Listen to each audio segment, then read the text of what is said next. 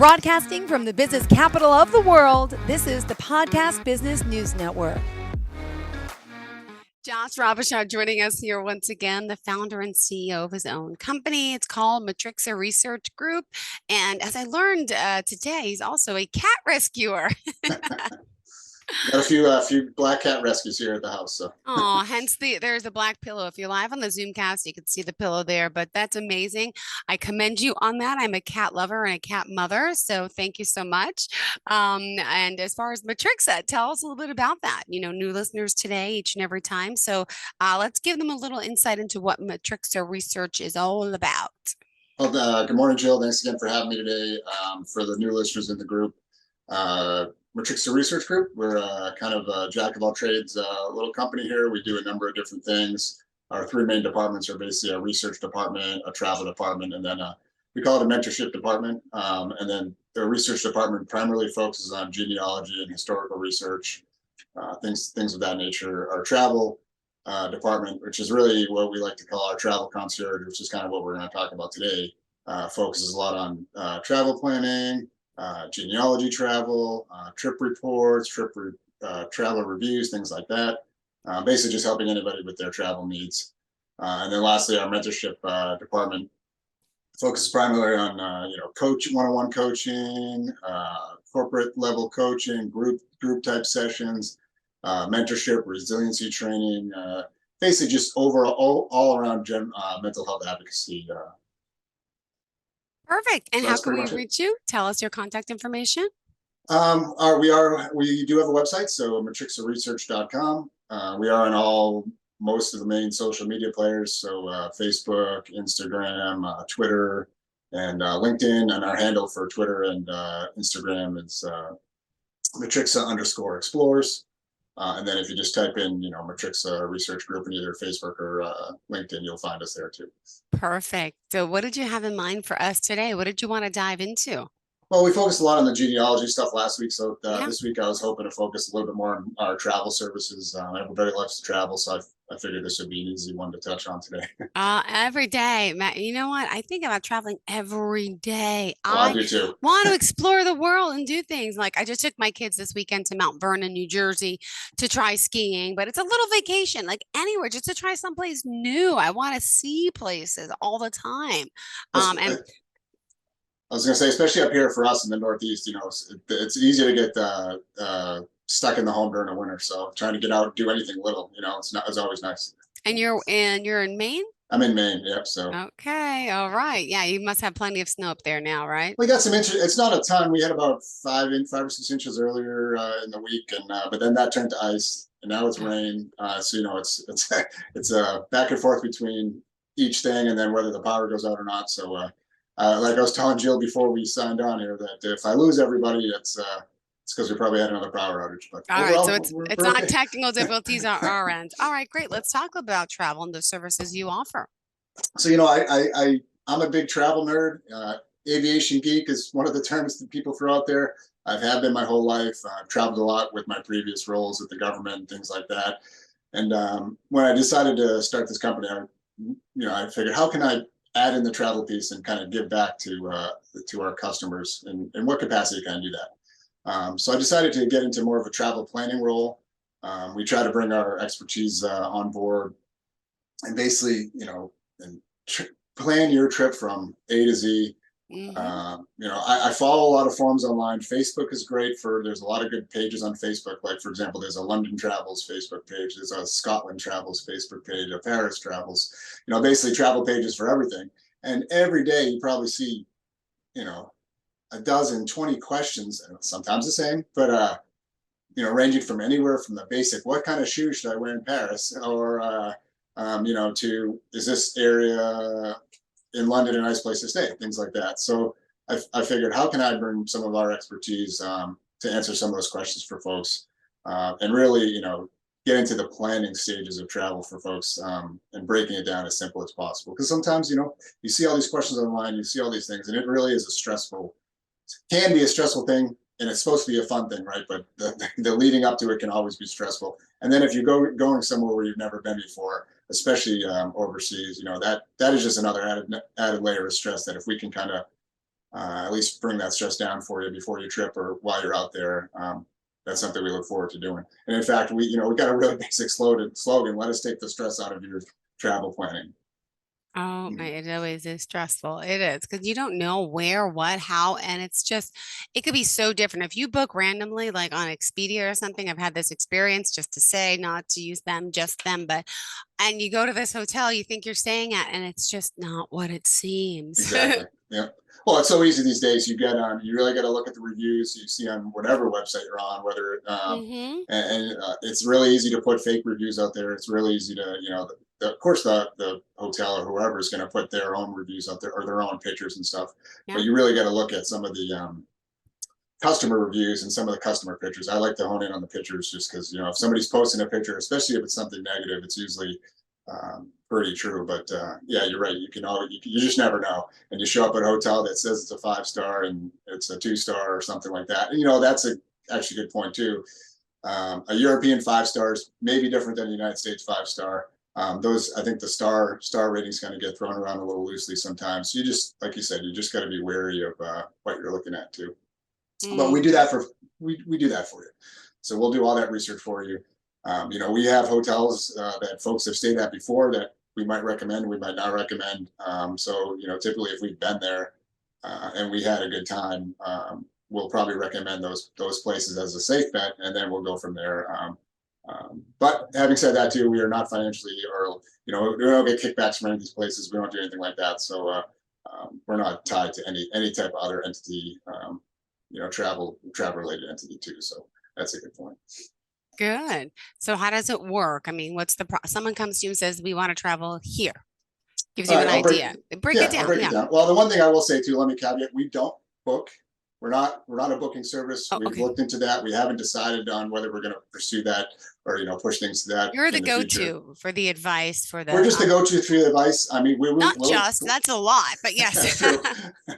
We will sit down with you, and we'll book over your shoulder if that's what you'd like us to do, or um, do a virtual meeting, have you book while we're there, just so we make sure you're booking the right things. Obviously, in our plan, you're going to see exactly what to book, so that should take that stress out of that. But really, it starts with an initial consult. Like most of our other things, our initial consult are always free. I'll shoot out. We have this one-page questionnaire that we've kind of developed over a few years of just research, what people ask and things like that. It's very basic. Well, I'd say it's very basic to a little bit more harder questions, but things like your name and number of travelers is always important. Where do you want to go? I think a big one that people forget is, have you been there before, and has people in your group been there before? So if you've been there but maybe others haven't, there might be a different mix of things you want to do. What kind of hobbies you're interested in, what kind of general things you like to do. Are you a museum person? Are you a hiking person? Do you just want to go for the food? Things like that. So we really sit down with the client and discuss all these things. Preferred airlines, preferred Mhm. method of travel. If maybe you're a loyal member of a certain rental car company, we really get all those data, Yep. those facts up front, and then we kind of just sit down with them. So once we both review the questionnaire together, kind of get that general outline of what the person's looking for, then we kind of go from there. A budget's obviously a big one. That's going to drive some things. Um, so once we get all that information, we kind of just start doing the research. Is It's a lot easier if your trip's not in a week. It's a lot easier to do, of course. But so we'll start digging into where you want to stay, what hotels, what type of hotels. Do you want an Airbnb? Do you want a regular hotel? Maybe you like flying Delta over American or something like that. So we'll really get into all those details, and then we'll start doing the research. And then we'll reach back out to the person as we're doing the research. Hey, we found this, we found that, and we keep kind of an open dialogue going with the customer, just to say, as things are going, because inevitably they're doing their own research too, so they're going to Yeah. have more questions, throughout the process, and that's kind of where we go with it. And then at some point, depending on our time schedule, or when we said we're going to deliver the plan, we'll develop a plan and deliver it, and get that back to the customer.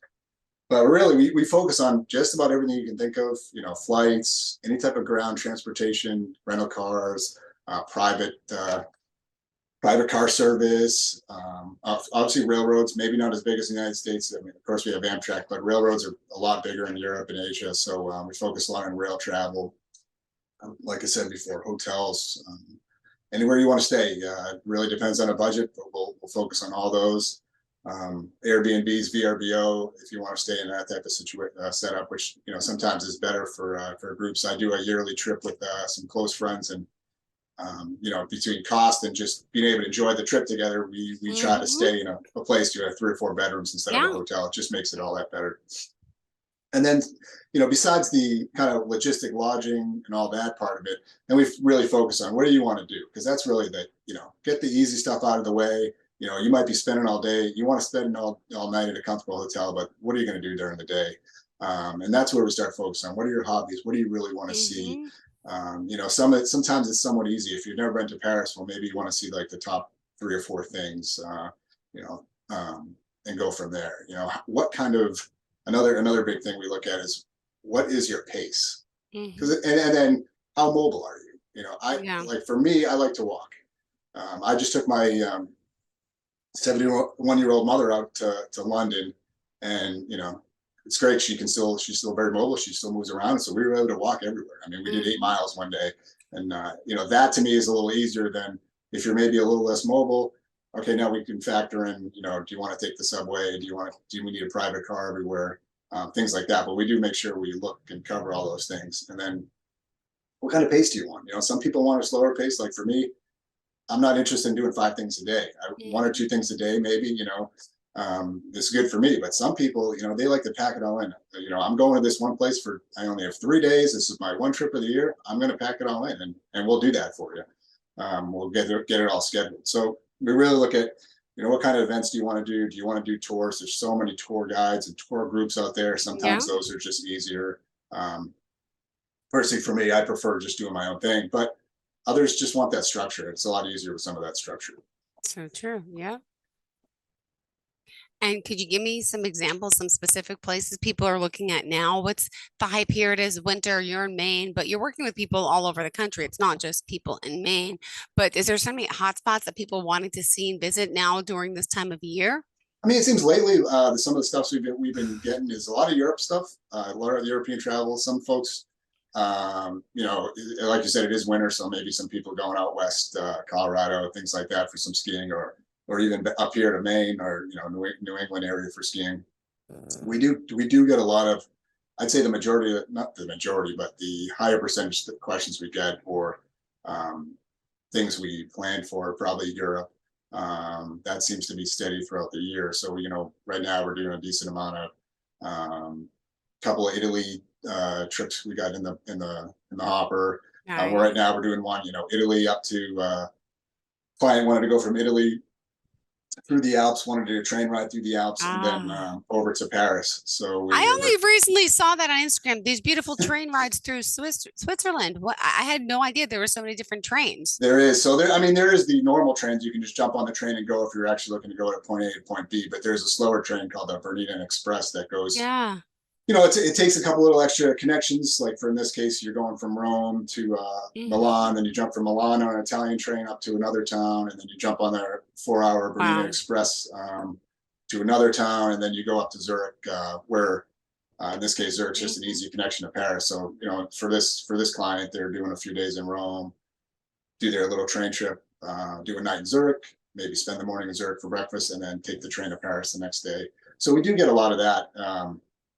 Sadly, I haven't been on that train yet, and of course, as a train geek too, I'd love to go. But so we do get a lot of those type of things these days. Like I said, a lot of Europe planning. We have a client going off to Amsterdam. They're actually going off for their company, and in this case, they're a small business. So actually, that's kind of good to highlight too. We do a lot of work with small businesses, 1 or 2 people, 5 employee type small businesses that obviously aren't going to have their own travel department. So we do a lot of work there. In this case, the client's going out to Amsterdam for a show, the trade show type event, and they just wanted us to help them, set up plan the airfare, plan the lodging. Should they stay in Amsterdam, even though the show is 40 minutes outside the city, but there's not really any place near the show to stay, things like that. So we do some random one-off, unique ones like that, which are always fun. But like I think right now we're definitely hitting a lot of the European stuff. And can I Which just especially being in America, a lot of people don't get yeah. out there much. So Can I just ask you about the Northern Lights? Where can we see the Northern Lights? Have you done a trip there I or? haven't done a trip there. Actually, I did have a client that was just discussing that last week. They were talking about Oh, going to Iceland, yeah, I get Iceland confused. to You go get to see see it that. from a few different places, right? You can actually. There's even places in like Scotland you can see it. Of course, up in Norway, things like that. You can get up there. It really just depends on timing. For example, in this case, actually, Iceland was an interesting one because a lot of people don't know this, but Iceland's actually not too cost effective to get to from the States. Actually, for example, like Icelandair is a cheaper way to get to Europe because you basically do a stopover in Iceland. And a stopover, I mean, you could do a full night, but you might just do an hour, a Okay. couple hour layover. But the cost is significantly cheaper to fly Icelandair to Europe, mainland Europe, if you do that quick stopover. But in this case, Iceland itself can be a little pricey. But in this case, the client was looking, hey, I'd like to go to Iceland. What kind of events can I see? I want to see the Northern Lights as an option. So we kind of broke down a nice itinerary for them. And, this is the first time I had seen it too. They actually have, obviously you can drive and there's locations you can go to. You can do like, road tours to the locations to see the Northern Lights.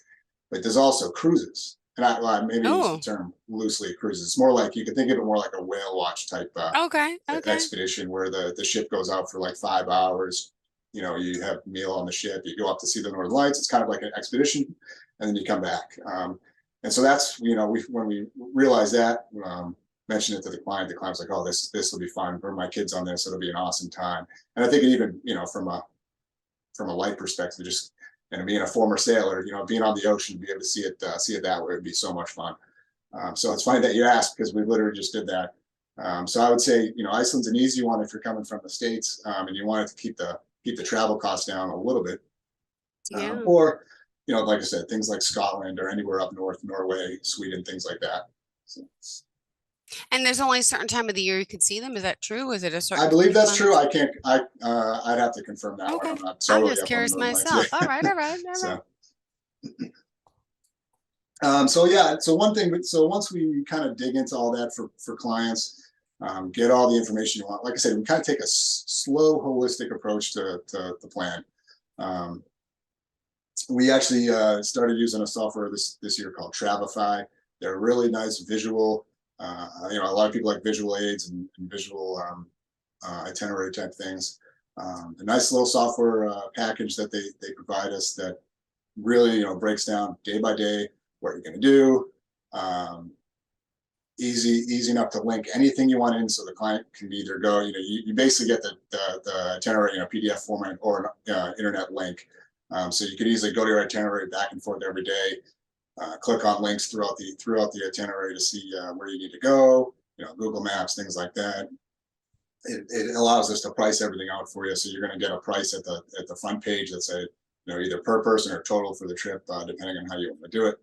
But we're able to easily break down the prices for everything: airfare, hotel, rental car, things like that. And then each event we can break down prices for, and then, like I said, kind of compile it all in one number for the client. And then they have the budget, they know what things are going to cost, and then they can kind of pick and choose from there if it's over budget or maybe under budget, they want to add some things. So it kind of gives everybody a good look at what their plan is, and then they can kind of make their final decisions from there. Awesome. And just remind our listeners how we can reach you. Like I said before, easily on our website, matrixaresearch.com. We have contact options there, and then even for these type of things, you can book directly online. It hooks up right to our calendar, and you'll hook up with an employee there who will easily. You can pick a time. We're typically available your daytime hours during the week, but we're adjusting some of that. We realize a lot of folks are working, so it's tough to plan travel during their workday. Yeah. So we are adjusting some hours to be open till like 7-8 p.m. on a couple days a week to assist folks there. But if you don't go to our website, we're on all major social media platforms: Facebook, Instagram, LinkedIn, and Twitter. And our Twitter and Instagram handles are Matrixa _explorers. Awesome. Is there something, that you're working on for yourself that you're going to? Is there places you haven't been that you're like on your bucket list? Not there's not I've been lucky that I've gone through Europe, a decent amount of Europe. One thing I've always wanted to do, and is kind of see some of the World War II historic sites in France. So that'll probably happen one day. I had a former coworker that did just that. Him and his wife and two young kids went out, and no, I don't. This is probably something I wouldn't do. They were able to find an Airbnb, but it was one of the ones where you actually stay with the local. You don't really have the whole place to yourself. So, they stayed with this older couple that lived right near, I don't know if it was Normandy Beach or one of the beaches, Hmm.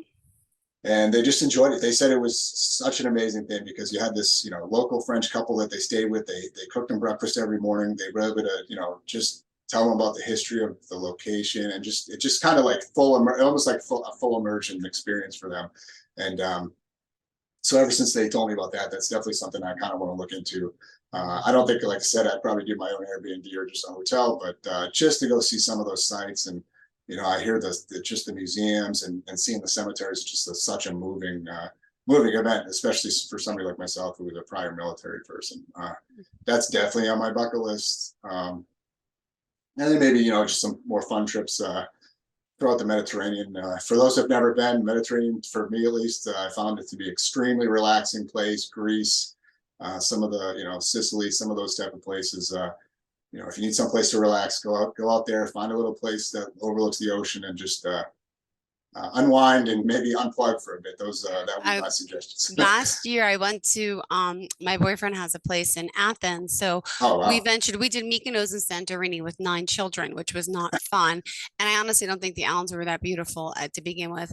But on the other side, the Green Islands, the year before we went to an island called Zakynthos. Have you ever heard of Okay. No, Zakynthos? I Oh, haven't. No. beautiful. But supposedly it's a lot like Crete, which is another place on my bucket list because I didn't realize in Greece there's dry islands and then there's a plush green islands, which I like the plush green islands. But most beautiful island I think is called Zakynthos. Look it up later. I'll have to Zakynthos, take a look. Greece. I don't even know how to spell it, but you can just figure it out. But it is something I would recommend. And there's the thing called Shipwreck Cove. You got to see this beautiful shipwreck on the beach. It's just beautiful island, and it's just relaxing. You're right. It is. It is actually, and I've been to Crete, and you'll love it when you Oh, go. how is Crete? It's the same thing, just so relaxing. It's just the whole vibe is just extremely relaxing. It's nice, beautiful place. And then Great food. Kefalonia is another one in that area I want to go to, another green island.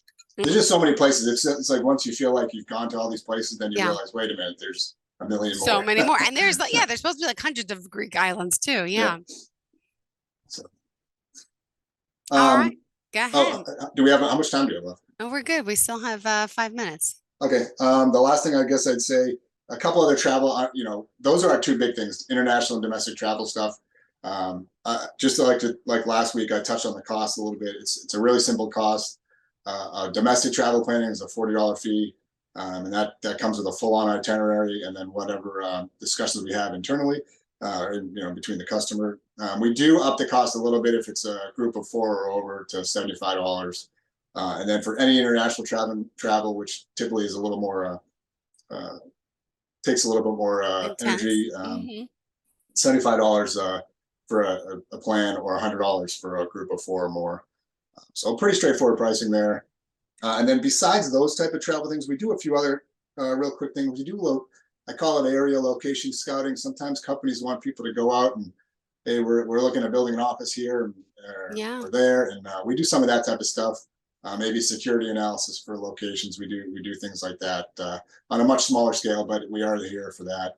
And then kind of coupled with what we discussed last time, genealogy. We do with our genealogy department, we do combine genealogy and travel. So if you want to go see the sites of your ancestors, we put it all together in one with your genealogy report and your travel plan, and we get you on the road to see those things. So one full immersion experience here from Matrixa. So. Awesome. Very exciting the work you do. And even then, just briefly just touch upon the custom genealogy work you do with travel. You want to go back to find out where your great great grandmother lived or where she's from. These are the things that you also do as well at Matrixa, right? We do. I mean, it's just something to say when, it's easy to see it online and see all these documents digitally or in person, or physically. But when you get to see, when you go to or you go to England and you see, ancestors' gravestone inside a church, things like that, it just brings everything full circle. It's just such a great experience. It's an adventure. It really is. So, Got it. All right. And we want to reach out again. The website is matrixa.research.com. perfect. And on social media, how do we find you? You can find us on Facebook and LinkedIn. Just search for Matrixa Research Group, or Instagram and Twitter, or you can also just search there. But our Instagram and Twitter handles are Matrixa_explores.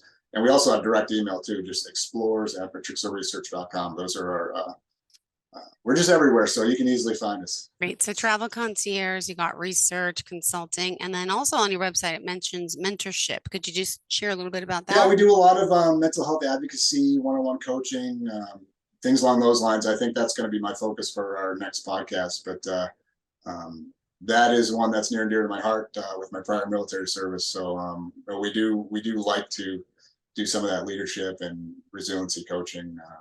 Just a great all-around effort that we do here. So. Perfect. Thank you so much. All right. Looking forward again, Josh, to the next time we speak. Thank you for your services, for your hard work. And you got me thinking about my next vacation where I want to go. Look, I have little ones. So right now it's like Great Wolf Lodge. There's a new Great Wolf Lodge Yeah, exactly. in Perryville, Maryland in August. I want to go there because we go to one of the Poconos. But then there's one in Scottsdale, Arizona. So I'm like, my little trips are planned around those types of things. But one day I get to go out and explore again. I can't wait. I know my sisters went to one up here. I don't know if it was in New Hampshire, but I know they always have a good time. She's got 5 kids. So oh my God, bless her. Oh my gosh. Yeah, it's fun. And it could be expensive. 5 kids. Oh, that's true. God bless. You have a fantastic day, Josh, and we'll have a good conversation again, I'm sure, next time. Thanks, Jill. We'll see you next week. Thank you.